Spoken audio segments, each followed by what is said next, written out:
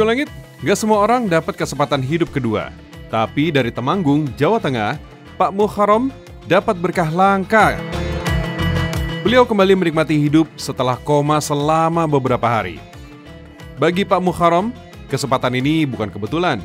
Semua berkat amalan memuliakan ayah kandungnya. Dalam kondisi koma, Pak Muharram merasakan perjalanan spiritual yang mengejutkan. Dipertemukan dengan sang ayah dalam mimpi yang terasa begitu nyata. Doa sang ayah menembus langit, membuka pintu rahmat Allah Subhanahu wa Ta'ala, hingga memberi Pak Muharram kesempatan kedua untuk hidup kembali. Jadi dulu tuh Pak Muharram pernah koma, Pak ya? Ya. Baik, itu boleh diceritain nggak Pak? Saya tuh datang sini karena sangat penasaran sama kisah komanya Bapak itu. Katanya banyak sekali kejadian-kejadian jalur langitnya nih. Ya, kalau tentang hal itu 2 tahun yang lalu, Baik. hampir 3 tahun yang lalu saya alami kejadian itu ketika saya sakit. Memang sakit saya boleh dibilang cukup kronis. Kalau di orang medis mengatakan komplikasi. Jadi saya sempat pamit sama istri saya nggak kuat, relakan saya itu. Pak Muharram dikenal sebagai sosok yang super aktif, dari bertani, ngajar, sampai terjun di banyak kegiatan sosial.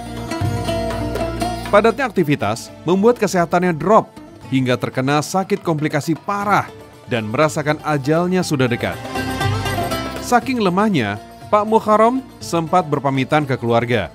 Beliau minta maaf satu persatu ke keluarga dan kerabat, seakan itu adalah hari terakhirnya.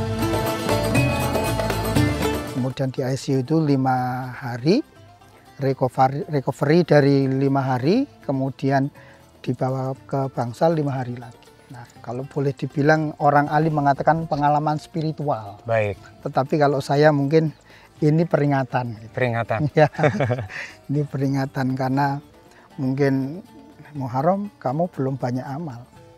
Muharram kamu masih banyak dosa. Pejuang Langit, kondisi Pak Muharram semakin kritis. Di saat yang sama, sang ayah akan berangkat ke Tanah Suci untuk berhaji. Hatinya dipenuhi kekhawatiran. Apakah beliau masih sempat lihat ayahnya untuk terakhir kali? Bayangan tak bisa bertemu di dunia membuatnya semakin lemah.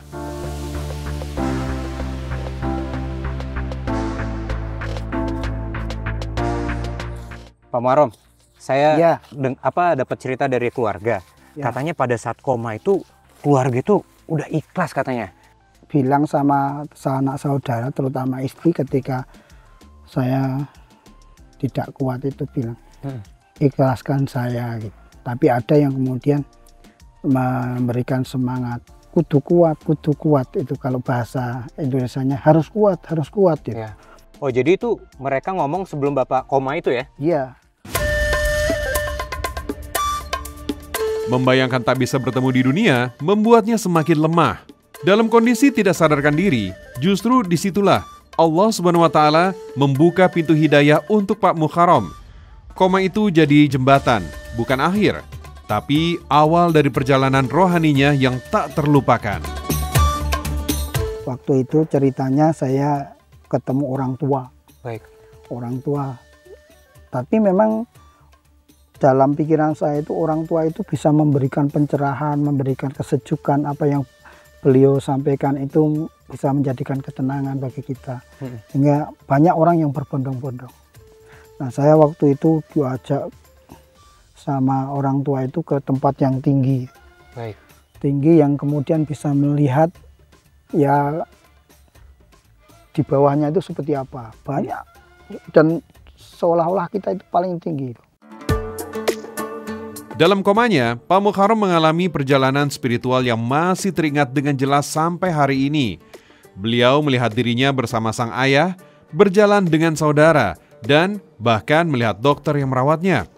Tapi yang paling membekas di hatinya adalah momen saat ia mendapat penghargaan di hadapan banyak orang. Pak Muharram meyakini itu adalah simbol dikabulkannya doa sang ayah yang sedang berhaji. Doa yang tak putus, doa yang tembus ke langit, demi kesembuhan putra tercinta.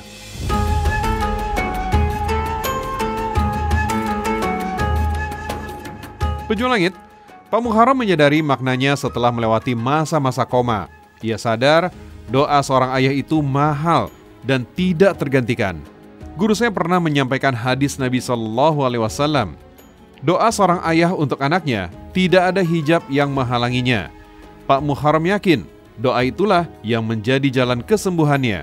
Sekuat itu cinta dan doa seorang ayah hingga menembus langit dan membuka pintu rahmat Allah Subhanahu wa taala.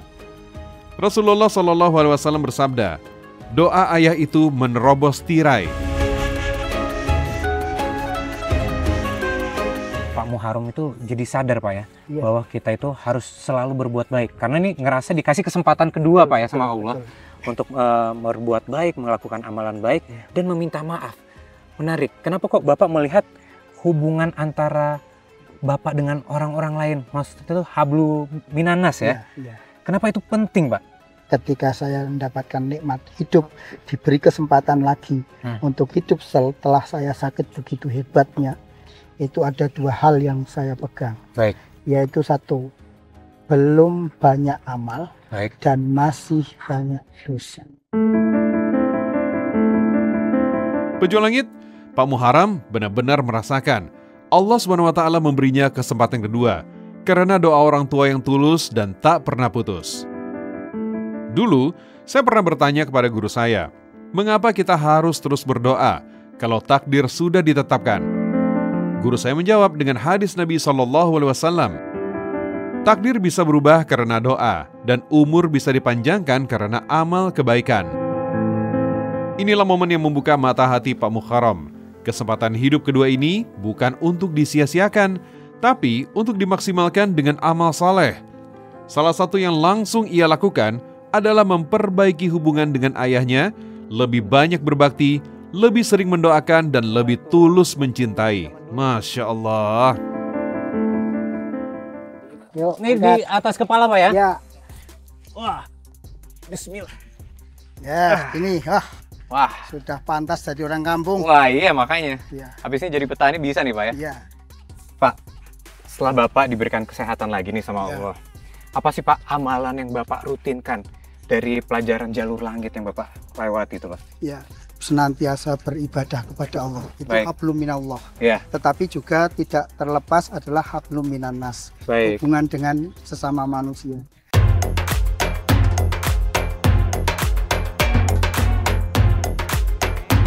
Nah, para pejuang langit, saatnya rumput-rumput ini kita bawa ke peternakan kambing milik Pak Muharram.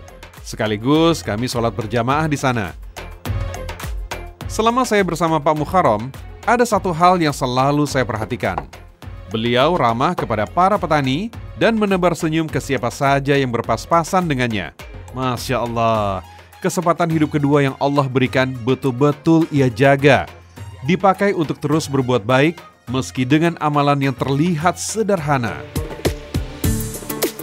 Pejuang langit, Pak Muharram banyak ngajarin saya amalan-amalan yang terlihat sederhana, tapi berbobot besar di mata Allah Subhanahu wa taala.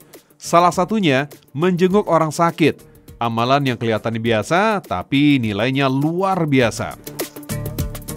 Rasulullah SAW bersabda, apabila seseorang menjenguk saudaranya yang muslim yang sedang sakit, maka seakan-akan dia berjalan sambil memetik buah-buahan surga sehingga dia duduk. Apabila sudah duduk, maka diturunkan kepadanya rahmat dengan deras. Apabila menjenguknya di pagi hari, maka 70.000 malaikat mendoakannya agar mendapat rahmat hingga waktu sore tiba. Apabila menjenguknya di sore hari, maka 70.000 malaikat mendoakannya agar diberi rahmat hingga waktu pagi tiba. Nah, pejuang langit, dalam perjalanan menuju masjid, Pak Muharram menunjukkan sebuah rumah tua. Masih terukir jelas di ingatannya. Rumah ini jadi saksi masa-masa sulit bersama 7 saudaranya. Bahkan, kata Pak Muharram, rumah itu dulu adalah yang paling jelek di desanya. Kini, kehidupan keluarga Pak Muharram sudah jauh berbeda. Beliau merasakan limpahan kasih sayang dan berkah dari Allah Subhanahu wa taala yang tak terhingga. Meski pernah koma, Allah masih memberinya kesehatan dan umur panjang untuk terus menambah amal kebaikan. Alhamdulillah, seluruh saudaranya kini sudah punya rumah masing-masing. Dan sang ayah yang selalu mendoakan juga telah memiliki rumah yang layak.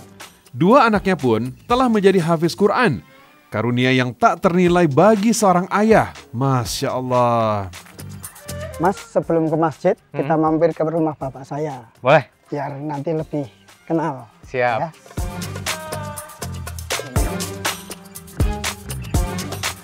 Assalamualaikum.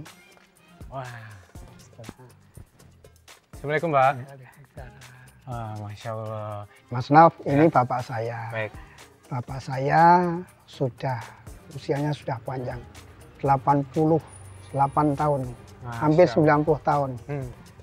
Ini yang saya ceritakan bahwa kami berdelapan itu dididik oleh bapak saya sebagai anak yang untuk rajin dan bertanggung jawab. Ini satu-satunya pintu surga yang masih ada. Jadi akan saya jaga itu. Bapak sudah ada, pun ada. Goh, di masjidnya. Iya. Ya, Pak, bareng, Pak. Mas, ya. Pejuang Langit, tidak semua orang mendapatkan kesempatan hidup kedua seperti Pak Muharram. Makanya Allah SWT telah mengingatkan kita bahwa ada 3 penyesalan yang akan dirasakan orang yang telah meninggal dunia. Pertama, penyesalan karena tidak banyak beramal baik. Kedua, penyesalan karena tidak rajin bersedekah. Dan ketiga, penyesalan karena lalai menyambut seruan Allah dan Rasul-Nya.